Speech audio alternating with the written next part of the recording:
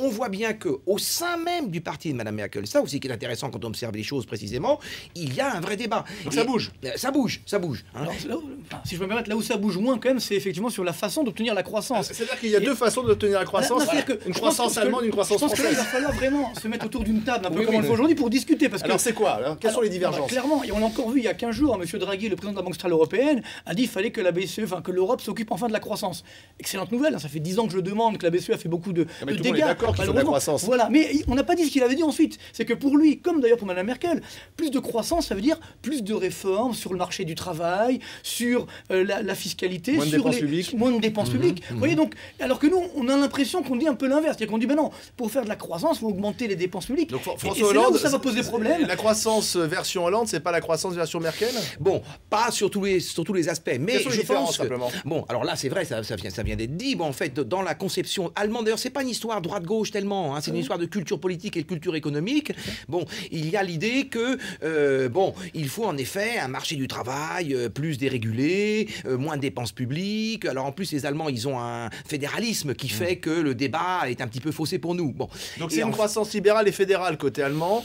Côté français, c'est plutôt keynésien. C'est plutôt keynésien. Je pense qu'aujourd'hui, et c'est là où les Allemands ont si tort, c'est que on peut pas être libéral ou keynésien, ça n'a pas de sens. Il faut faire à la fois une politique de l'offre, comme l'ont fait les Allemands depuis 10 ans, parce qu'il ne faut pas oublier qu'aujourd'hui, le poids des dépenses publiques en Allemagne, ce n'est que 46% du PIB, alors que c'est 56% en France. En plus, sous Sarkozy, c'est-à-dire là, on peut pas dire que c'est un gouvernement de gauche. Donc, qu'est-ce qui va arriver maintenant? C'est ça, c'est là où je pense, si je peux me permettre, qu'il va falloir rassurer les Allemands, leur dire, nous, on ne veut pas encore augmenter la dépense publique, sinon on n'arrivera pas à un accord. Et il y a une sorte de traumatisme allemand, en fait, de manière générale, c'est-à-dire qu'ils ont effectué d'énormes efforts, c'est vrai, hein, pour réduire leur déficit public. Il faut savoir quand même que là, aujourd'hui, ils sont à 1%, enfin moins 1% de déficit public, et en France, on est encore à 5,2 sur les derniers chiffres. Bon, donc si vous voulez, là aussi, il y a une vraie interrogation. Par contre, il y a aussi des points, je crois, d'accord, sur lesquels on devrait s'engager assez rapidement, parce que ça ouvrirait une plus large discussion sur l'utilisation des fonds structurels européens. Là, je crois qu'il y a un accord qui doit pouvoir se dessiner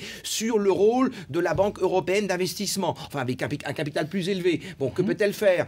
Je crois que je sais que Mme Merkel est très intéressée par les dossiers concernant l'innovation, la recherche, l'enseignement supérieur, parce qu'elle-même est universitaire et elle a beaucoup fait dans ce domaine pour son propre pays. Bon, donc là, il y a des axes sur lesquels on peut s'entendre. Et puis, il y en a d'autres qui seront un petit peu moins évidents, sur lesquels il faudra avoir des discussions probablement un petit peu plus difficiles. Que répond-on aux Grecs, en tout cas à ce gauchiste, ou en tout cas ce chef de file de la gauche radicale, mais qui est arrivé au pouvoir? Il ne pourra pas exercer le pouvoir tout seul. Il faut qu'il mette en place une coalition. Mais que faut-il lui répondre? Il faut lui répondre, écoutez, c'est comme ça, c'est le plan de sauvetage, il n'y en a pas d'autre. Il faut comprendre aussi la désespérance exprimée par le peuple grec. Oui, moi je pense qu'aujourd'hui, ça n'a pas de sens, encore une fois, de dire aux Grecs, vous allez devoir vous serrer la ceinture. Hein. Je crois qu'ils n'ont plus de ceinture d'ailleurs, ça n'a plus de sens. On a aujourd'hui besoin de se mettre d'accord, et c'est pourquoi ce qui se passe aujourd'hui en France est important, mais il ne faut pas faire non plus, excusez-moi, n'importe quoi. C'est-à-dire que globalement, on a besoin de s'entendre avec les Allemands. S'il y a un clash franco-allemand, là je ne réponds plus de rien. Et vous pensez qu'il peut y avoir un clash franco-allemand la semaine prochaine lorsque je ne souhaite pas, François Hollande ira à Berlin? Berlin?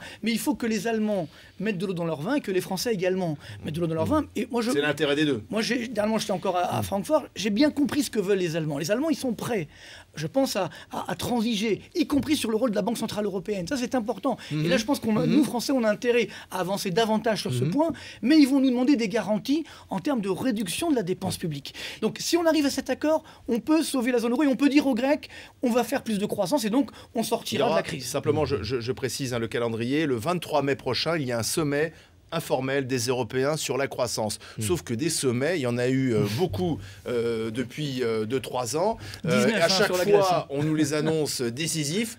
Ça va tout régler, tout changer. Et puis finalement, les Européens s'enfoncent dans la crise. Ben là, on rentre sur des dossiers qu'on pourrait qualifier familièrement de lourds. Donc, il ne faut pas s'attendre à ce que, par exemple, lors de la prochaine visite à Berlin, le président français revienne avec une solution toute prête. C'est impossible. Le 23 mai, il y aura discussion. Ce sont des discussions qui vont quand même durer un certain temps. Donc, il ne faut pas survendre ces sommets. Non, absolument pas, mais ils sont nécessaires.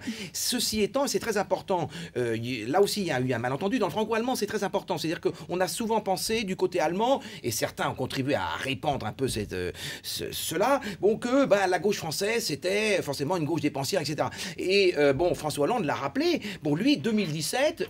équilibre des comptes publics. Bon, ça, il faut commencer par cela, parce que c'est vrai, Allemands de gauche comme de droite, ils ont besoin d'être rassurés. Bon, donc il faut marteler François Hollande ça. va devoir rassurer Angela Merkel sur la maîtrise de la dépense publique française. Voilà. La gauche au pouvoir, c'est pas forcément la gauche qui dépense. Voilà.